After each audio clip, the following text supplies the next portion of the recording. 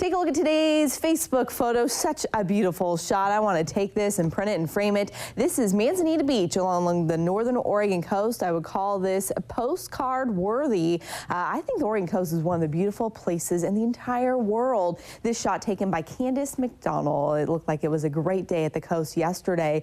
If you have a weather photo of how you spent your weekend, I'd love to see it. You can send that to me on Twitter at Melissa D. Fry or Melissa Fry KEZI on Facebook. You can check out the Wixpix gallery. Hundreds of great shots all sent in by our viewers. The coast was a nice place to be yesterday too, where high temperatures were in the low to mid 60s, I should say. 68 was a high temperature there in North Bend. Inland, we were a good 30 degrees warmer, where high temperatures were back into the 90s, even 97 in Medford. Mid 90s up the Columbia River Gorge, and we saw those mid 90s into eastern Oregon.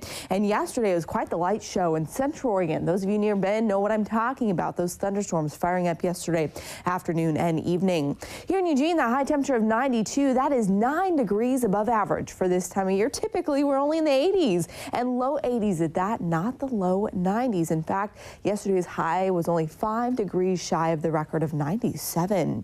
This morning, we're starting out at 58 degrees here in Eugene, 60s up in Salem and Portland, Roseburg as well, mid 50s for those of you out at the coast today. And we are going to see pretty much the same story of what we saw yesterday afternoon. Again, clear skies for us here in western Oregon. Thunder showers across southern Oregon. In fact, we've already seen some lightning strikes near Medford this morning. One cell started there, and that one has sort of fizzled out. We'll likely see those firing up again later on this afternoon across the southern Oregon Cascades. And it's all because of this area of low pressure, which is slowly making its way down the Oregon coast. It's an upper level low, so we don't really see the effects of that here at the surface, but it is bringing in that moisture across the Cascades, which will likely fire up those thunderstorms later today. Then that heads down to the south of us, won't really influence us here much in western Oregon. At the same time, we're seeing that ridge of high pressure overhead, jet stream well up into northern Canada. And for the second half of the week, we're going to be stuck between high pressure, which is going to actually set up here over the Gulf of Alaska, and low pressure inland. For us, it's going to be morning clouds, afternoon sunshine, and those high temperatures much more comfortable. But as for the next 48 hours, again, hot today, sunny with those thunderstorms across the Cascades and into southern and central Oregon. As we head into Tuesday, we'll likely see that marine layer return. We'll see a little disturbance, bring in a chance for some drizzle there Tuesday night and Wednesday morning at the coast. Otherwise, still dry inland. And then again, those temperatures getting back to a more comfortable level.